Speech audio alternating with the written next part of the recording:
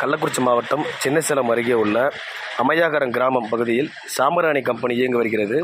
அங்கு இயங்கி வரும் சாம்பிராணி கம்பெனியில் 100க்கும் மேற்பட்ட வெளிமாநில மற்றும் உள்ளூர் கூலி தொழிலாளர்கள் பணிபுரிந்து வருகின்றனர்.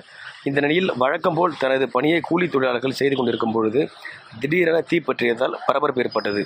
இந்த தீயானது மலமளவென பரவி குடோன் முழுவதும் தீப்பற்றி இருந்து வருவதால் அப்பகுதி முழுவதும் புகைமூட்டமாக காட்சியளிக்கிறது. இது குறித்து அக்கம்பக்கத்தினர் கொடுத்த தகவலின் பேரில் தகவல் அறிந்து வந்த சின்னசேலம் தீயணைப்புத்துறையினர் தீயை கட்டுக்குள் கொண்டு வர நீண்ட நேரம் போராடி வருகின்றனர்.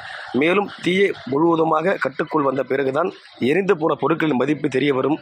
இந்த தீ விபத்தில் உயிர் சேதம் எதுவும் ஏற்படவில்லை என்பது குறிப்பிடப்பட்டது.